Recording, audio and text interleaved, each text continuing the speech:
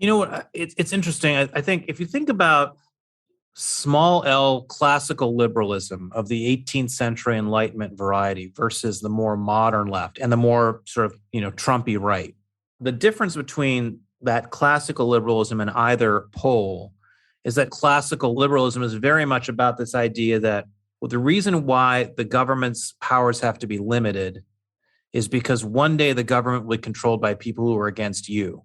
So you want to make sure that when the government is run by people who are against you, you are less vulnerable to the government. It may feel good that the government today is on your side and supporting what you want, but what if it's not, right? And I think that the more sort of modern left that is critical of that liberal philosophy, and the modern right, which is critical of that liberal philosophy, looks at it more as a pure power struggle. Says, well, basically, our lesson from that is we should always run things and make sure the other side doesn't. And so what you see on both sides, frankly, is when the right is in power, you hear a lot more people on the left use liberal arguments. And when the left is in power, you hear a lot more people on the right use liberal arguments. But there's only a smaller cohort of people who are consistently using those arguments regardless of who's in power. And Bitcoin is the kind of technology or tool or instrument that works in either direction. It's a protection against censorship from both the right or the left. Welcome to the Progressive Bitcoiner podcast, where we explore the intersection of Bitcoin and progressive issues. I'm your host, Mark Stefani.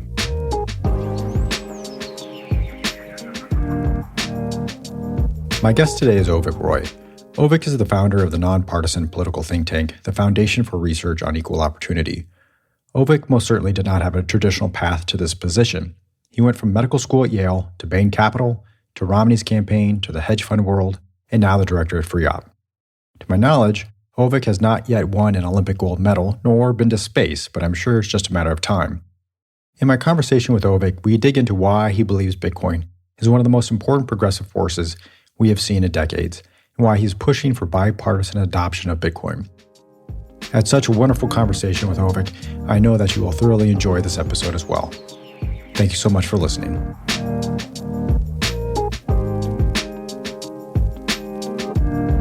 Avik Roy, thank you so much for joining me on the Progressive Bitcoiner podcast.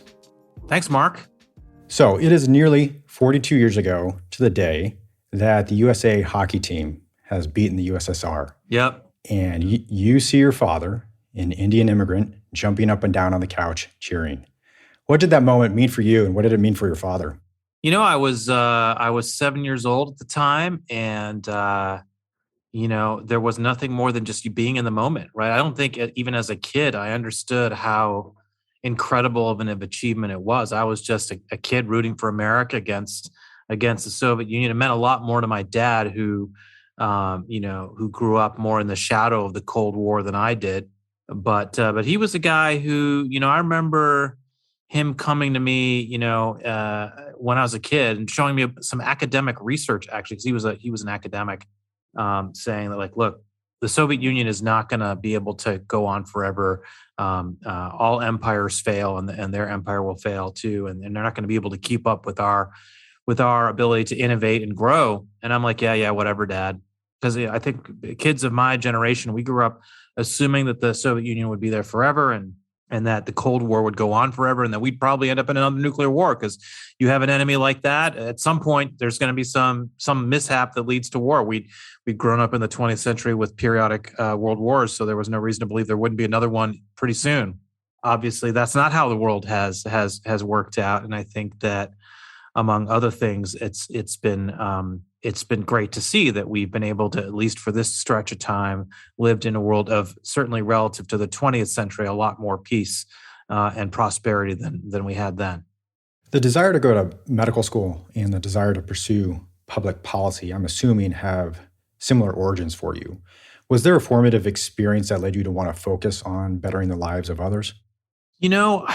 It's a great question. I mean, I feel like that was just how I was wired from the beginning. In fact, it's funny when people used to ask me when I was a kid, what do you want to be when you grow up? Do you want to be a doctor? And I'm like, No, I would grimace. I'd be like, I don't want to be a doctor because I don't want to profit off of other people's suffering. That was sort of my standard line as a 6-year-old when someone would ask me if I wanted to be a doctor. And obviously, I eventually got over it and went to medical school, but with a very a focus more on, for me, what could I do to contribute to the world in some way. I was convinced that that was something that I ought to center my life around. And again, I can't really explain it except to say that it's just what the way I always felt about it. And it's kind of like a fish not really understanding what water is. I just sort of felt like the purpose of my life should be to leave it better than I found it, and to do something worthy of the opportunities that I've been given in the world. And that's just how I thought about it.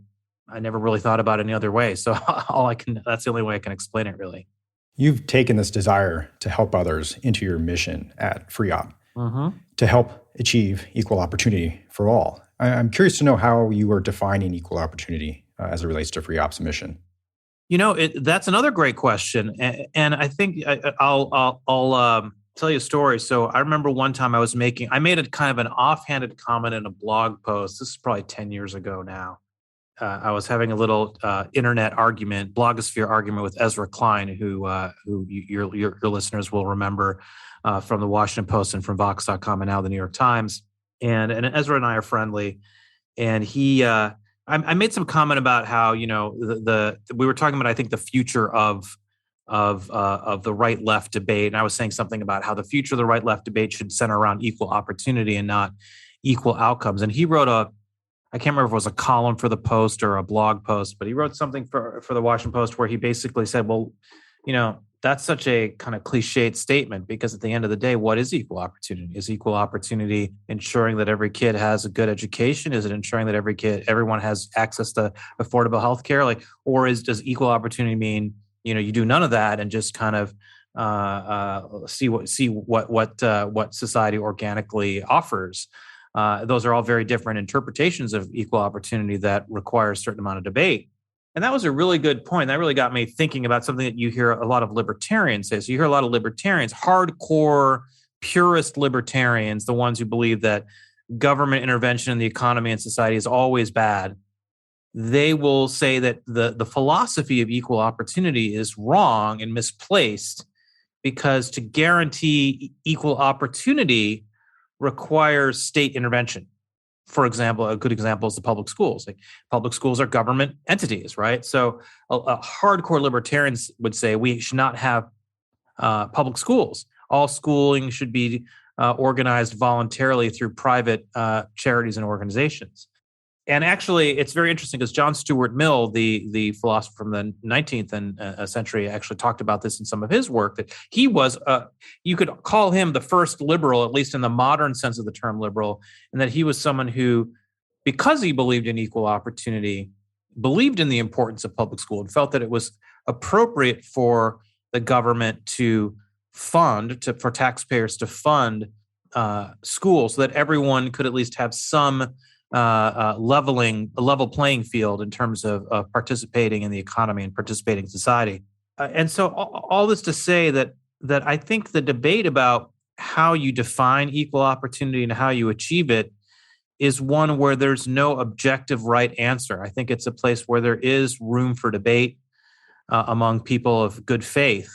And a big part of why that's really relevant to the creation of the Foundation for Research on Equal Opportunity, my think tank, is that we're living in a time where the conventional wisdom in Washington, conventional wisdom among people who think about politics and policy, is that we're hopelessly divided, that the right and the left have fundamentally different worldviews, fundamentally different values, and therefore it's one side has to win and one side has to lose, and you pick your side, and you basically it's a death match, a cage match to the death, and to win or lose. And actually, there's an enormous amount of evidence to suggest the opposite is true.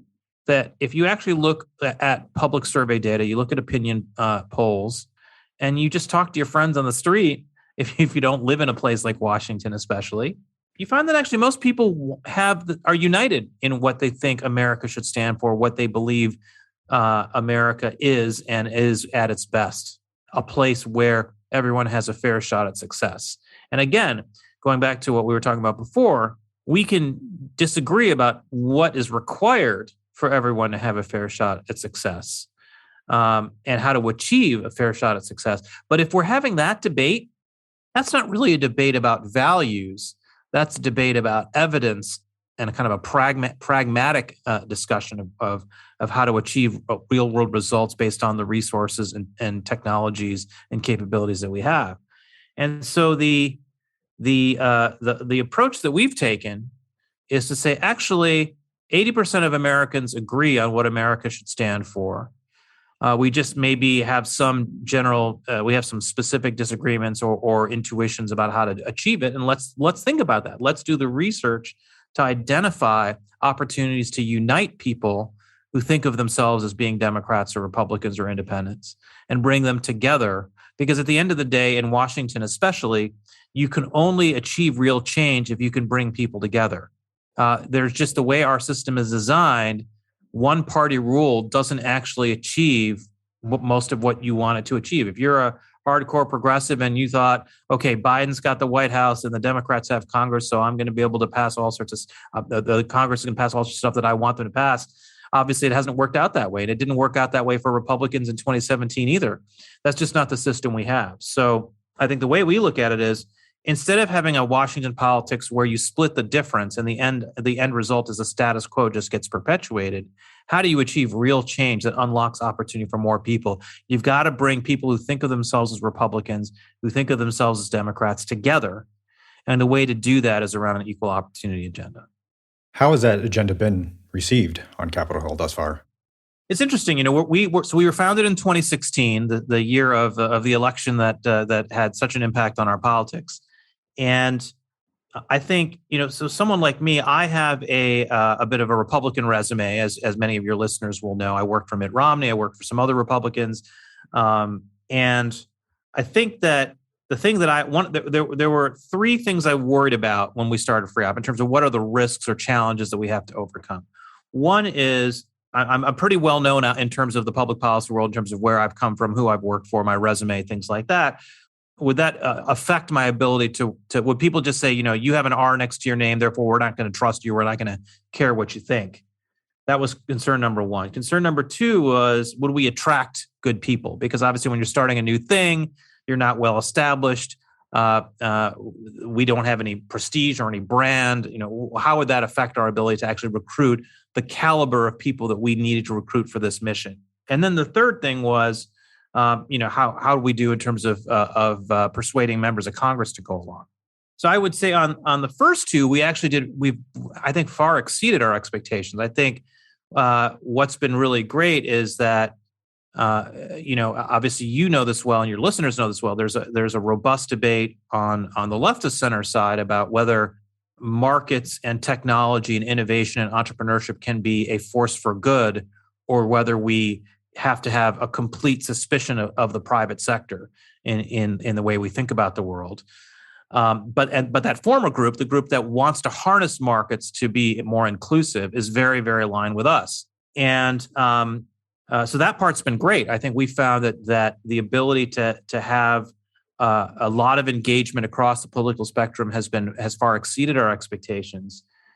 And that goes on the Hill as well, on Capitol Hill, among Democrats and Republicans. I think we've worked hard to cultivate a reputation and a credibility around, look, you may not always agree with what we say, but we arrive at our views honestly and with no ad hominem attacks, no assumption that you're a terrible person if you disagree with us, and we'll always work with you on the issues where we agree. So I think that all that's been really good.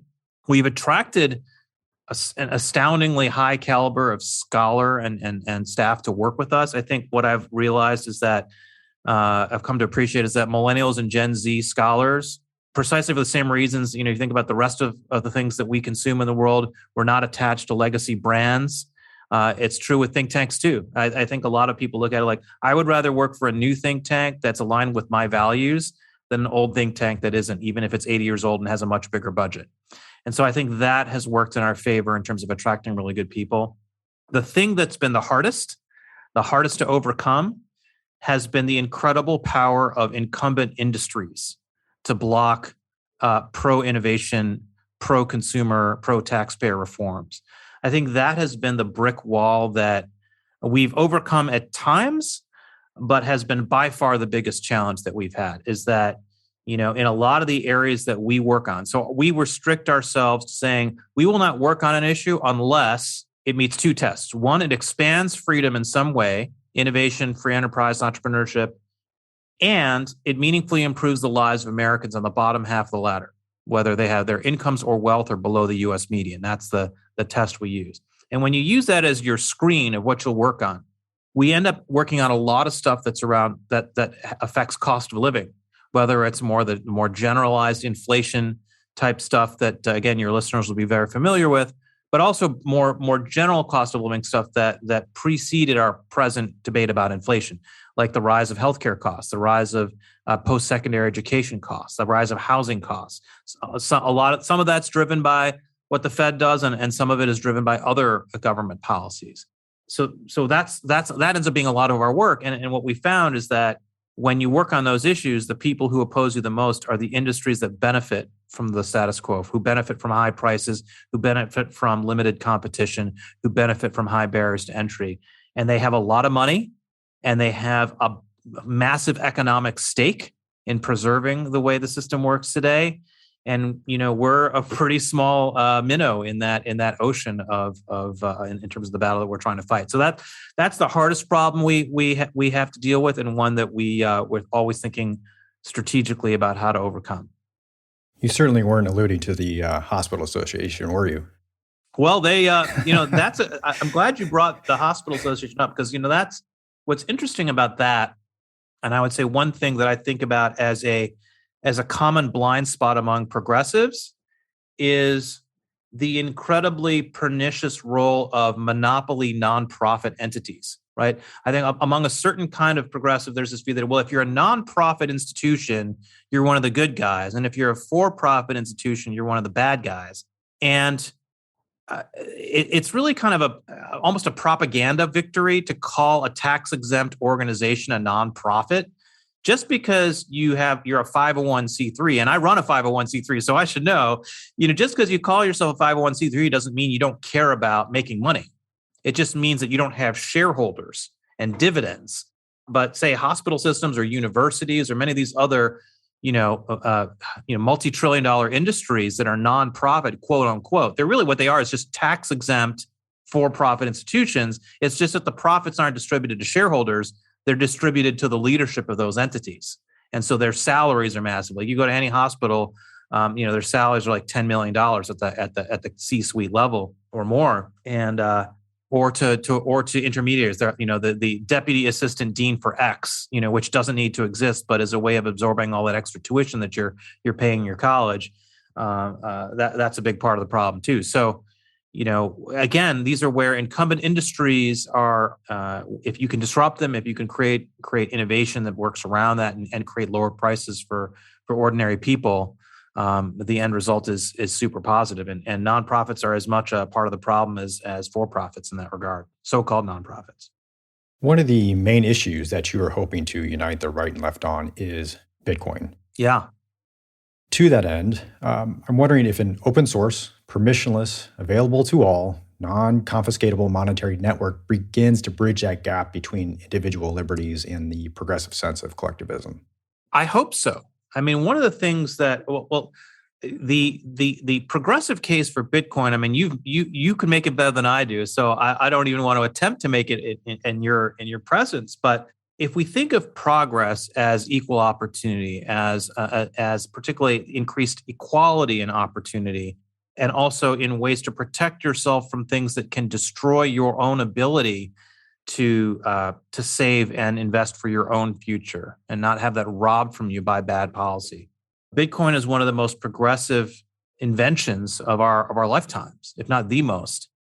There is a version of what gets called progressivism. I wouldn't call it progressivism, but what can get called progressivism, where if something can't be controlled by the government, it's not seen as progressive. It's only progressive if it's as some people in the government today call it, inside the regulatory perimeter. If it's not within the regulatory perimeter, it's lawless. It's the Wild West. It's a place where social Darwinism reigns, and consumers and ordinary people are left vulnerable to the rapacious, ruthless capitalist system.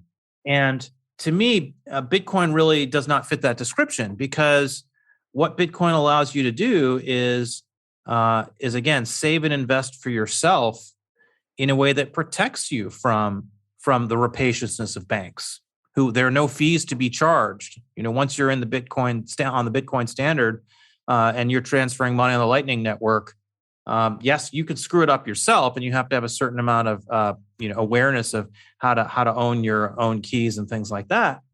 But all the things that the banks do that we hate, you become protected from, you become insulated from. And over time, as Bitcoiners and others work hard to build that parallel system up, I think what the critics of our modern banking system will find is that Bitcoin is a solution to a lot of those problems. And it's, I know a lot of people are trying to convince Elizabeth Warren of that and haven't really made much headway. But clearly, I mean, her critique of the banking sector is no different than my critique of the banking sector. It's just we just disagree on the solution. Where does that disagreement on the solution come from? That's one of the things that I've really valued about FreeOp, is that you were more concerned about the end and not necessarily the means by which to get there. Is it just those that are in power that, again, are trying to defend their way of doing things that leads to that type of thinking? I think it's different for different people. I mean, obviously, we're all creatures of habit, right? And so if you just fundamentally your politics comes from a place of maybe it's from your own life experience. You've had bad experiences with certain private sector actors, certain corporate actors, and you've been so scarred by that you trust politicians or the government to fight for you in a way you don't trust corporations to fight for you. You see them as out for yourself. And vice versa. There are obviously a lot of people who feel vice versa. Right. I think the way I personally look at it, and I wouldn't necessarily say that FreeOp is a place where there's no party line. People can have different views on things. So I will just say, speaking for myself, that people are people. We're all capable of being selfish and greedy. We're all capable of being generous and kind in various degrees. And you find good and bad people in government, and you find good and bad people in the private sector, and you find good and bad people in your neighborhood. And no type of institution is immune from the vices and vagaries of human nature. And the problem with trusting the public sector is twofold. One, bad people and incompetent people can be involved in the government in ways that insulate the government from accountability for its own effectiveness and success by the standards we would measure it at. Another piece of it, which is more pernicious, is what sometimes economists call regulatory capture, right? You have an agency, a government agency that's supposed to regulate industry, but those people who work in that government agency are wanting to get jobs at Goldman Sachs or JP Morgan or whatever it is. And so they're friendlier to those industry players than you would want them to be, because they're looking to get those jobs. So if JP Morgan say, hey, we need this, that person who wants a job at JP Morgan just says, okay, let's do that. And that's a huge problem that's very hard to avoid. If you have the government, if you have a government agency in control of a particular part of the economy or have oversight over it, it's very hard to avoid that problem. On the flip side, corporate power is a huge problem too. And I think this is the blind spot of a lot of people in the free market world, on the libertarian to conservative side, who just assume that in any debate, the business side of the argument is going to be right and the government side of the equation is going to be wrong. And in cases where an industry has created a monopoly or an oligopoly, or where they've bent the rules in terms of legal rules to favor themselves over upstart competitors or the consumer or the taxpayer, that's a problem. And too often there's this kind of knee-jerk on the right side of the equation, a knee-jerk assumption that businesses always have the most public-spirited of motives, and they don't always. They're usually looking out for themselves. And I think the sort of realistic Adam Smith case is, well, when they're looking out for themselves in a truly free market, the public benefits from that. And that can be true in certain cases, but in certain cases it's not true. And so that's where I think we try to look at things more, you could say, case by case, and just to your point, be more oriented to the outcome. And I think we start from the place of saying innovation and entrepreneurship is good. They tend to lead to more inclusive outcomes than we had before, but you can't assume it. You have to actually always make sure that that's the end result. You have written that those who are most vulnerable to inflation and those who live paycheck to paycheck have the most to gain from an asset that is protected from inflation. So why do you believe that this is Bitcoin's problem to solve as opposed to some other financial instrument or UBI? Well, the very design of Bitcoin, as you know, and as many of your listeners will know, is to be inflation resistant in the way that traditionally in monetary theory we define it, which is to say the supply of Bitcoin is fixed. The supply of the US dollar is not fixed. It's determined by the Federal Reserve. And it's doubled in the last 10 plus years, the number of dollars in circulation. The economy has not doubled over the last 10 years. And that means that each dollar has less purchasing power than it had before, all else being equal. And that's a huge problem, and one that continues to get worse over time for reasons we can get into. But the end result is that Bitcoin is a safe haven. It's like, gold can be a safe haven as well. At least traditionally, it's been thought of as a safe haven. There are a couple challenges with gold. The most important being that it can be stolen much more easily than Bitcoin can. It's less secure. And if you own a lot of it, which of course lower income people wouldn't necessarily, but if you own a lot of it, you can't move it very quickly. If you have it in a warehouse somewhere, it's not like you can just pick it up and take it to an airport and fly it to some other place. Whereas with Bitcoin, you have the ability to keep it and take it with you, even if really bad things happen in this country and there's a lot of chaos. You have the ability to secure your Bitcoin and own it. And unlike a lot of other kinds of investments, it's you can own it in very small amounts, right? I think you don't have to own one Bitcoin, as you know. You can own 10 Satoshis. And that really matters because that makes it accessible to the average person or even the below average person in a way that in terms of income, that compared to any other asset. And one of the things that's really driven a lot of wealth inequality in this country is the way the Securities and Exchange Commission has restricted the most attractive investments to the wealthy. You literally are not allowed. It's illegal to invest in a Google or an Apple or a Facebook when it's getting off the ground if you are not a quote unquote accredited investor, which the SEC defines as you made over the last 2 years $200,000 a year, and or you have a net worth of over $1 million. Now, some of these rules are starting to change, both in bad ways and good ways. But the broader point is that over the last 40 years, this incredible growth in the tech sector, the vast majority of Americans have been legally barred from participating in it. And the thing about crypto and Bitcoin in particular is that the opposite is true. Actually, the people who've been the most embracing toward Bitcoin have been the ones who've been excluded from that old system. And so that alone, having access to entrepreneurship as a lower income person is incredibly important. And this is where, again, this what I might call the Elizabeth Warren paradigm of progressivism has been really wrong. The Elizabeth Warren paradigm is to say we have to protect ordinary people from the risks that their Bitcoin holdings can go down in value. And I would argue the opposite is true, that by quote unquote protecting them, we basically prevented them from taking part. And there are ways to solve that. For example, one thing that I've been talking about with people, and I'm going to write something about this soon, is, okay, I get the point about you want to make sure that people understand what they're investing in. You want to not encourage people to speculate in a way that's super destructive, and you want to have some sort of balance there. Well, there are ways to do that.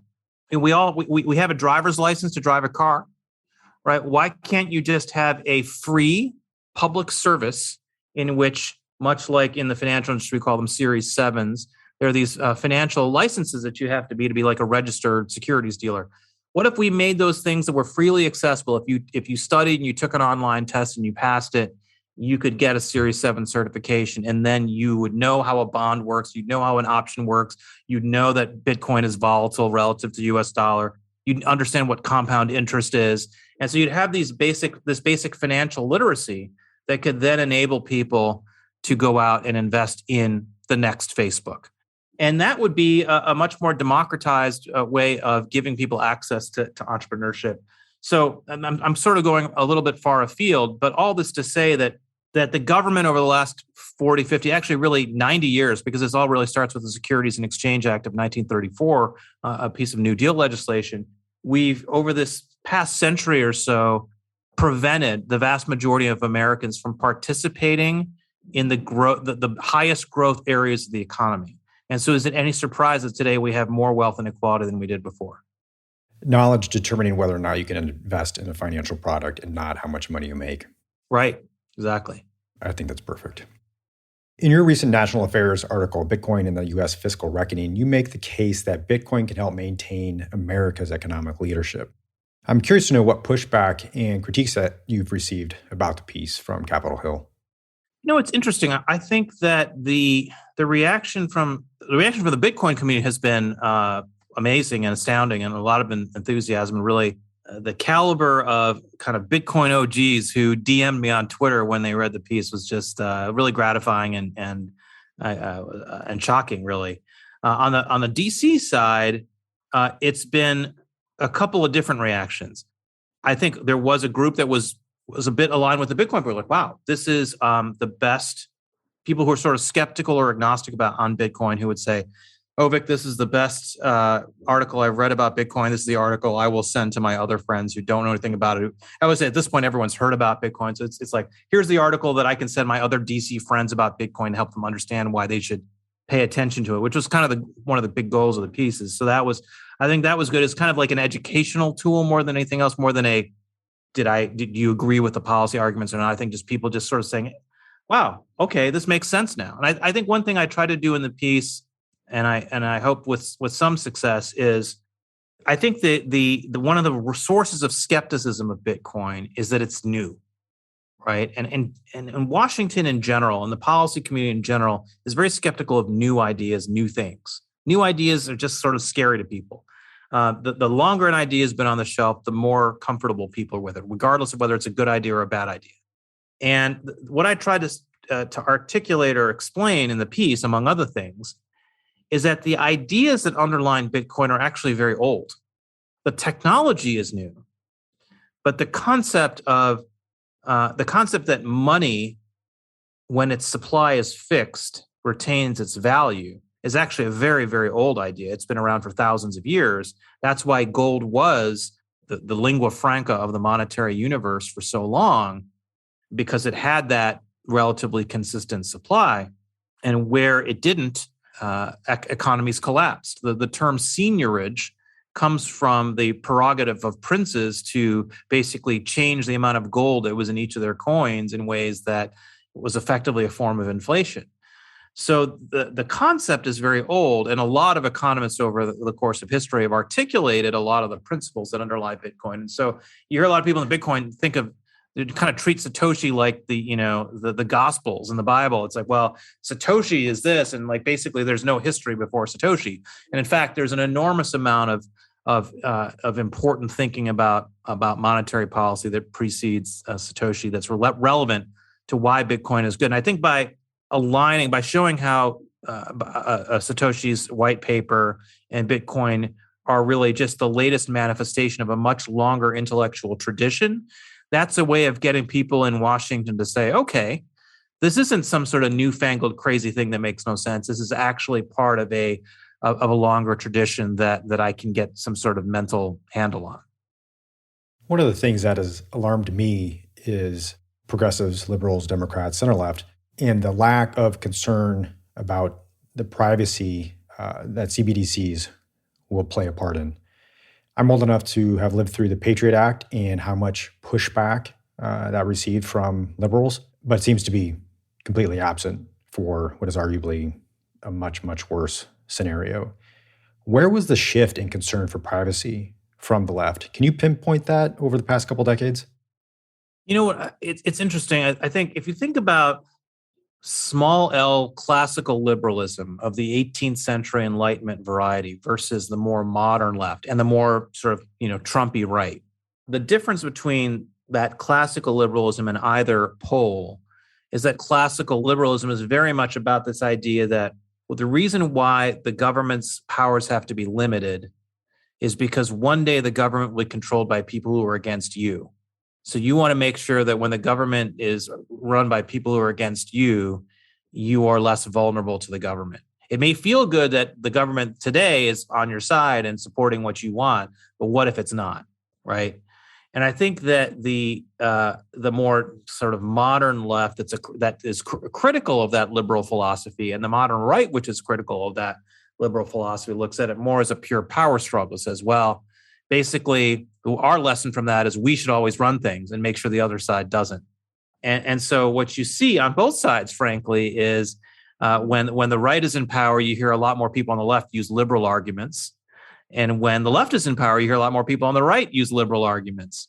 But there's only a smaller cohort of people who are consistently using those arguments regardless of who's in power. And Bitcoin is the kind of technology or tool or instrument that works in either direction. It's a protection against censorship from both the right or the left.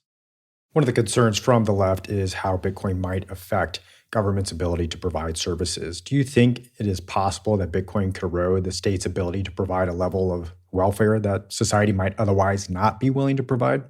Yes and no. So one of the things I write about a lot in the National Affairs article that you mentioned earlier is how the inexorable rise of the federal debt is creating this vicious cycle where we have to print more money to fund the debt. And that means that each dollar is worth less, all else being equal, which is effectively inflation. There's obviously now the modern monetary theorists who argue that that doesn't matter. We can get into, if you want, why that's terribly wrongheaded.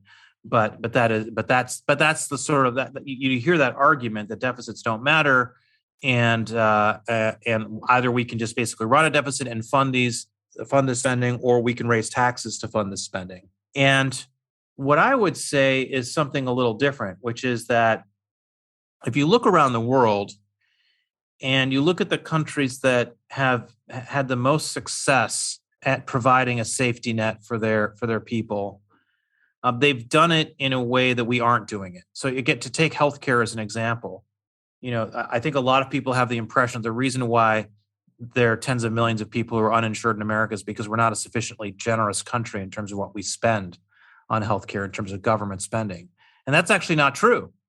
Government spending per capita on healthcare in the US is higher than any other country in the world. It's just that because the price of healthcare is so high, that spending doesn't go far enough in the US to cover everyone's healthcare costs. Similarly with education, you hear people say, well, the reason why our educational outcomes are so bad is because we don't spend enough on education. But actually, per pupil spending on K through 12 education in the US is higher than in any other country in the world. And yet we get such terrible outcomes for it, let alone what college costs in the US or what grad school costs in the US. So on a lot of these areas where we're failing lower income people to provide those essential social services, it's not because we're not spending enough. It's because we have invented ways of spending the money in a way that's profoundly inefficient, that rewards cronyism and incumbent industries, and doesn't try to serve the taxpayer and the recipient of those services in the best possible way. And so we have a lot to learn from other countries about how to do that better. And I think that's one area where we found a lot of ability to be original in the context of the American public policy debate. My last question on Bitcoin is getting your thoughts on how to better position Bitcoin for Democratic leaders as well as progressive voters. $1 million question. Well, give me your answer and then I'll give you mine. I mean, this is what you spend your time on. So I would rather learn from you on this topic. It'd be challenging for me to answer it for Democratic leaders. I try to take the angle, at least on Twitter and social media, with regard to one-on-one conversation. And again, it comes back to this idea of, are you tied to the means of obtaining the goal that you want, or are you tied to the actual outcome, the end? What it is it that you want, right? Do you want to improve economic security for marginalized communities? Okay. If that's the case, then what is the best way that we can get there? So then I position Bitcoin within that framework to say that it can get us for all the aforementioned reasons that we've previously discussed. So it's really addressing what the person's individual values and concerns are, and then mapping Bitcoin onto that to see how it meshes together. I do not have the expertise to be able to say how to best pitch it to politicians, though. Well, every politician is different and has different things that they care about or respond to. I'd say a couple of things. I think that there's the positive case and there's the rebutting the negative case, right? So on the rebutting the negative case side, there's a couple things that progressive politicians tend to highlight, which are obviously the energy issue with Bitcoin and what they see as a Bitcoin being used as a tool for tax evasion. So those are two areas that I think can be addressed in the sense that there are ways to make sure that people pay their taxes, and there are ways to Bitcoin. There are ways to defend Bitcoin on the energy piece. So I won't spend too much time on that because that's well-trod territory for your audience. On the flip side, in terms of what are the positive things, like why should you affirmatively support Bitcoin as opposed to merely not opposing it? And I would use this as an analogy. You know, we talk a lot in policy circles about the virtue of everyone owning their home. They're owning their own home instead of having to rent from somebody. Why is that? It's because we understand two things about home ownership. One, that home values tend to go up. And so when you own a home, it's a store, a nest egg of your own wealth that increases over time. And that creates a certain security for yourself and your kids and your grandkids. That's really important to social mobility. And the other thing about owning a home is that it's a sense of security, that you're saving for the future. You know, that there's that you build something, you own it, and then it's there. It passes on to you. It's not merely just shelter in the sort of direct utility sense, but something that allows you to grow your wealth, to have something to borrow off of if you need to finance other things, et cetera. And there's a certain limited supply of homes out there to buy. So Bitcoin is basically a version of that isn't a big ticket item. So let's say, in Austin, where I live, the median home price probably right now is $300,000, $400,000. Not everyone can afford a $400,000 home. They don't have the salary to pay for the mortgage. They don't have the savings to pay for the down payment. So a home in that way is out of reach for them at today's prices. But again, you can own 10 cents worth of Bitcoin. You can own $100 worth of Bitcoin. You can put away that little bit of your paycheck every week or every other week in a way that's hard to do in terms of taking out a mortgage. But the same basic math, the same basic principles apply in terms of if you're willing to work hard and save and be frugal and live for tomorrow rather than today, Bitcoin gives you the ability to do that in a way that home ownership does not for everyone, because home prices continue to get so expensive. And I think that we talk in the Bitcoin world, you hear a lot of people use the term low time preference or high time preference, right?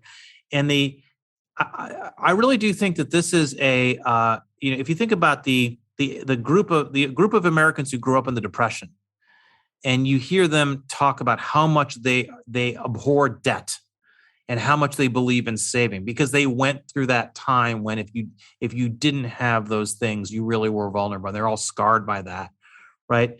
But the problem is, because of the inflationary environment where you get a 0.02% interest rate on your checking account that charges you $50 for the courtesy of having a balance, and inflation is 7.5%, like you're punished for saving. The government's policies punish you for saving today, and the policies of the big banks punish you for saving. Bitcoin comes along, and now you're actually rewarded again for saving in a way that hasn't been true in many decades. And once you create that ability for people to be rewarded for saving, you create an economic reward and an economic incentive for them to save for the future. That then creates this ability for lower income people to save and create a culture of saving that benefits them in a way that, you hear a lot of people in financial services, well, people just don't save for the future. They're just living for today. They're just, eating potato chips and sitting around and being lazy. Like, no, actually, we've destroyed their incentives to save, and let's restore those incentives through Bitcoin. And that can be a major engine of social mobility in the future. There's no real substitute for hard work and saving and frugality if you really want to rise up in the world. And Bitcoin is if more than anything else, a tool for restoring that tradition, that culture, that sense of the possibilities of what the future can bring if you work hard and save for your own future. I've often argued that Bitcoin is both investment and philanthropy, that it's okay to be greedy with Bitcoin because it's going to benefit everybody else as well. Yeah. So I would be remiss if I didn't ask you about healthcare policy, even though this is a Bitcoin podcast. So one of the two thoughts that you've laid out, I think very succinctly here that I would like to quote are, liberals believe that healthcare is treated as a market commodity today, but should not be. And conservatives think that healthcare is not treated as a market commodity, but should be. In addition, you say, we experience the downsides of both the market and heavy government involvement without reaping the benefits of either. So I'd like to know, how do we get to experience the upside of both government involvement and the free market? Well, so you're quoting from another National Affairs article I wrote, I think, on healthcare a while ago. Now that's probably like a 10-year-old article. It's amazing how time flies. And I think that general sentiment you hear still a lot, which is that I think on the left you hear people say, well, it's kind of like my 6-year-old self. Healthcare should never intersect with economics. Your ability to live and be healthy should never be subject to economic conditions, which is a very old idea. It goes back to the Hippocratic Oath. Again, a long lineage for that spirit and that tradition, and it comes from a very noble place. And at the same time, I think the insight of the libertarian or free market side of the equation is that in the rest of the economy, we understand that competition, innovation, disruption lead, in a fair market, not one that's rigged to reward incumbents, but in a fair and competitive market, that market competition drives people to deliver better products at a lower price with higher quality over time. And we see this in other areas of our lives, which is why we still have, a market economy today, and so does most of the rest of the advanced world.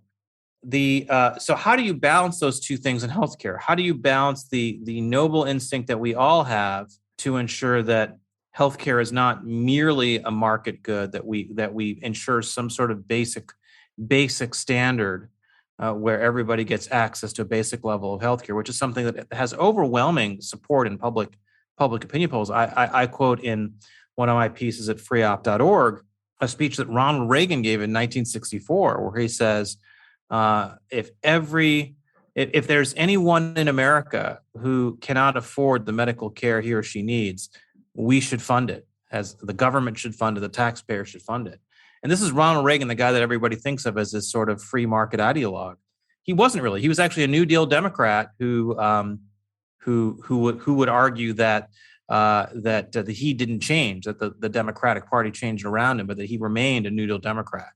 And whether you agree with that or not, the point is this is an example of perhaps when that was the case in his own thinking. And there's others in the free market world who've had the same view. Friedrich Hayek, the famous free market economist, made the argument in one of his books, The Constitution of Liberty, that the risks of death from illness or from accident are the kind of thing that we human beings are just very bad at predicting.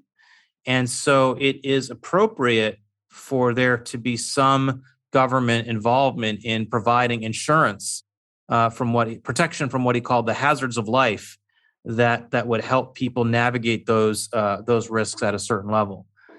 And again, it polls really well, the idea that everyone should have some access to healthcare. where things get complicated, it's a little bit like equal opportunity. It's one thing to say, well, everyone should have access. Everyone should have healthcare is a right, right? This is the bumper sticker slogan we hear from our friends on the left. And many of your listeners may agree with that. Say, well, yeah, healthcare is a right. Well, okay. Does that right include Viagra? Does that right include the right to a $2 million procedure that only costs $2 million because the manufacturer of that procedure decided to charge $2 million? So we just basically accept whatever price the healthcare industry wants to charge because healthcare is a right? Or do we say, no, here's a basic level of care we're going to guarantee, and anything above that is either up to the consumer or will be a case-by-case thing or have some other thought process behind it, right? So this is kind of the point, is that it's a cliche to say healthcare is a right. It's a cliche to say free markets work. But when it comes to healthcare, you immediately run into the complexity of it, which is to say, we may want to guarantee a base level of healthcare for everybody, but what is that? Right. And what should we pay for that? And what should we offer in that basket of things that we consider the baseline of healthcare? And again, this is an area where the U.S. has just done a bad job. We've been kind of schizophrenic, where we said, for some people, we're going to guarantee nothing. And for others, we're going to guarantee, the moon.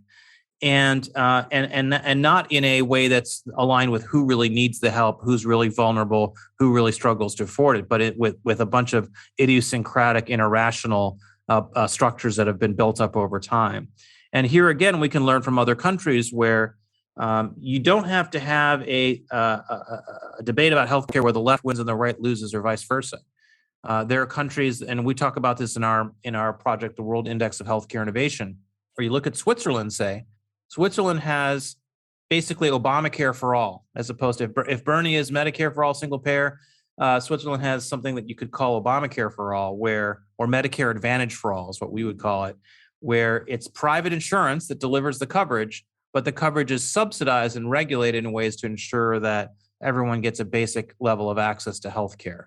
And that system works pretty well. It's pretty popular in Switzerland. Some people grumble that it's expensive, but it's not, certainly not compared to the U.S. system.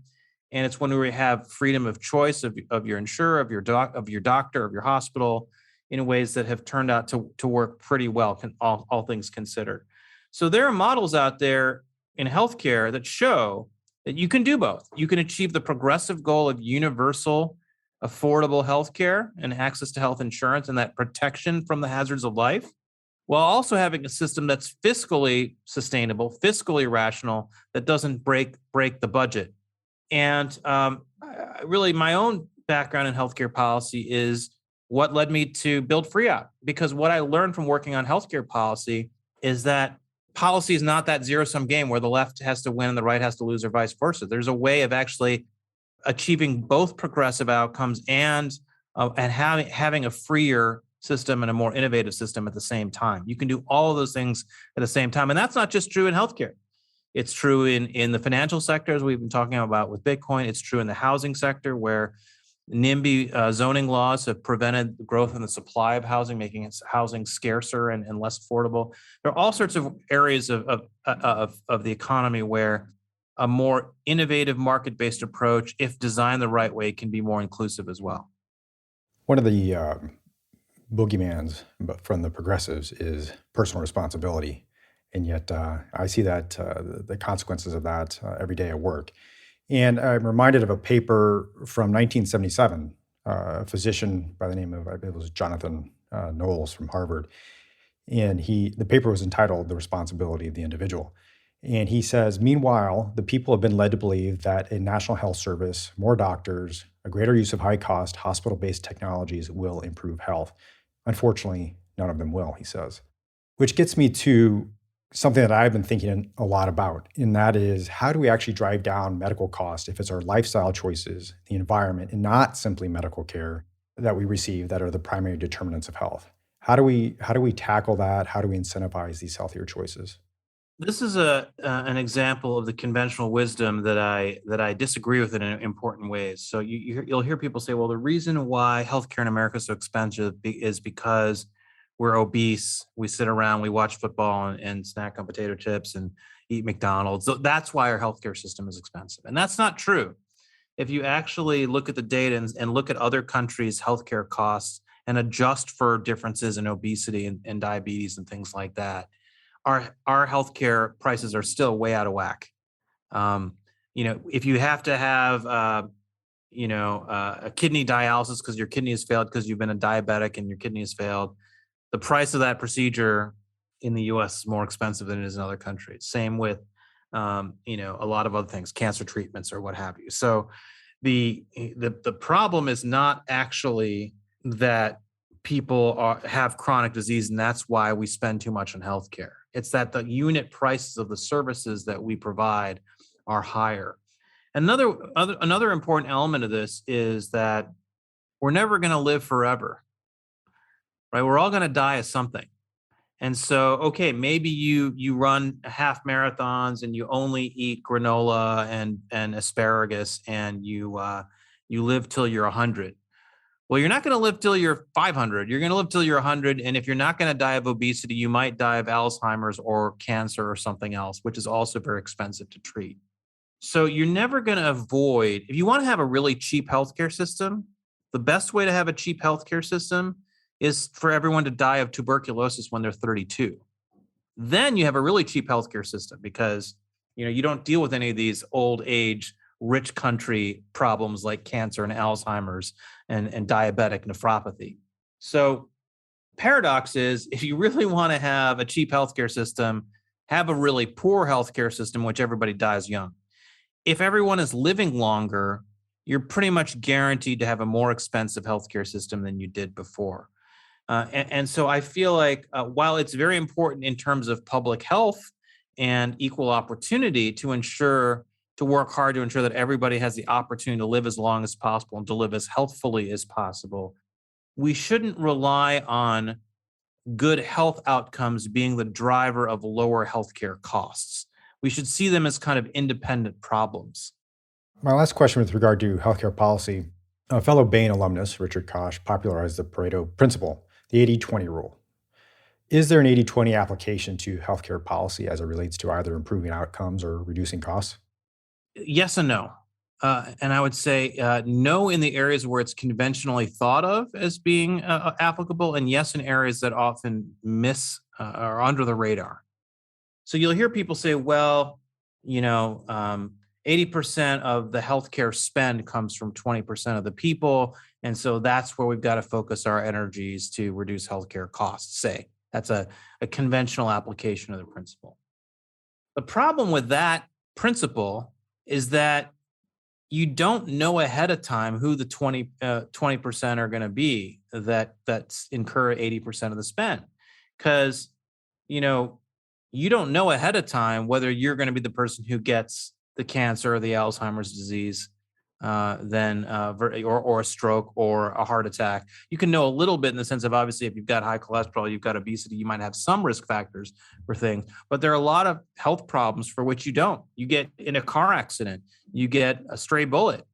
There are a lot of things about your life that are not completely predictable. And so you can't simply manage people's lives in a way of avoiding those 80% spend kind of outcomes, because you can't completely predict the future. But there are other examples within our system where there is an 80-20 rule that's worth paying attention to. One that we've written about at FreeOp is drug pricing. So, you'll hear a lot of people say, well, drug pricing, we have to reduce drug prices by having, for example, a universal system of price controls where we regulate the price of every drug. And the mistake with that is that actually for 90% of the prescriptions, actually more than 90% of the prescriptions that are prescribed by doctors, they're for generic drugs that are cheaper in the United States than they are in any other country in the world. The problem is that about half of what we spend on prescription drugs in this country is for 0.4% of the prescriptions, which are for biologic drugs, the newfangled biotech drugs that are being generated out of a lot of the newfangled companies like Biogen and Genentech and places like that. Those drugs, for reasons that have to do with the legal way in which those drugs are regulated in the United States, are able to charge much higher prices because they have much longer windows of monopoly power, pricing power, relative to more traditional so-called small molecule pills that you could synthesize in a chemistry lab. And so that's an example of a situation where, okay, if you're concerned about the problem of drug pricing specifically, it turns out the 80-20 principle is very relevant, because if you look at the 0.4% of the drugs that drive 50% of the spend, you realize that there's a particular legal and regulatory policy problem that is creating that ballooning of that particular narrow slice of the universe. And that the rest of the vast majority of the prescription drug market is actually reasonably healthy, reasonably competitive, works fine. And so that's an example of where reform can really be targeted towards the areas where there are the most problems. So I don't have a final question for you, but rather I'm going to posit something for your reflection here. So I've listened to several hours of your interviews and I've read many of your articles. You have gone from medical school to Bain Capital to political campaigns to the hedge fund world and now a political think tank that is trying to take on some of the most challenging problems that face us today. And you're trying to bring the right and left together. I suspect that you have taken these steps not for notoriety or fortune, but I believe in increasing desire to do good on a larger and larger scale. You only leave a career in medicine if you are convinced you can make a greater impact elsewhere. So I'm beginning to believe that you're a bit of a dreamer. Are you not, Avik Roy? That's a good way to put it. I mean, I appreciate you the way you put that together. I mean, I think that, the way I've thought about it is somebody has to work on these problems. It's very easy and tempting to either focus on just, pursuing your professional opportunities and trying to be successful economically. And it's tempting to, if you decide you want to be public spirited and go into public policy or achieve change in some other way, to focus on things you think you can solve, right? Well, don't try to solve healthcare. That's too big. Try to solve this little thing over here that allows you to make a difference in some people's lives. And that way you can at least feel like you've accomplished something. And the way I look at it is almost the exact opposite of that, which is to say that if you look throughout history and you look at the people who've accomplished things that we look at and think of, wow, that was really an incredibly important impact that individual had. It's because they were kind of crazy enough to believe that it was possible to have that impact. And they worked backwards from there. It's like, okay, it may seem crazy that I can, change my country or change this particular sector of the economy or whatever it is. But if you're trying to do that, what do you need to do to achieve that? And if you actually work backwards from there, you realize that the approach you need to have to achieve something very, very big is very different from the approach you need to have to achieve something relatively incremental or small. And the way I look at my life is, and again, it's kind of the way I'm wired, I guess, in a way, but I don't want to wake up when I'm 80 and look back on my life and feel like with all the opportunities that I've been blessed to have, that I didn't do everything possible to use those opportunities to their fullest extent. There's the old adage that to those whom much is given, much is expected. And I very much am a believer in that in my own life, that I expect that of myself because I've been given a lot and just trying to do my part. And if it turns out that I don't succeed, well, I certainly won't have any regrets for having tried.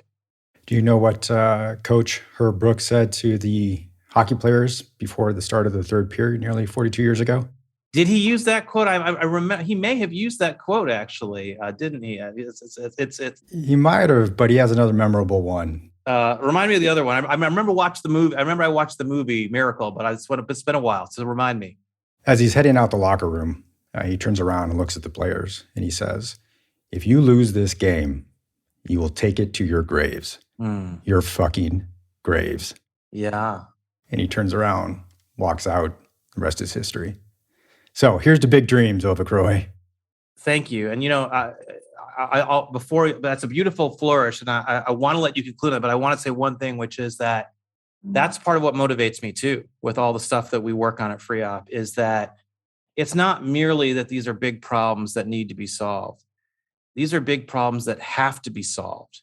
If we don't solve them, the amount of suffering the amount of tragedy that so many hundreds of millions of people in our country and around the world will face is hard to comprehend. And that's what gets me out of bed every day, is that we have to solve these problems. And I hope that that all of your listeners will join me in that quest, and we can all find ways to work together to solve these big problems.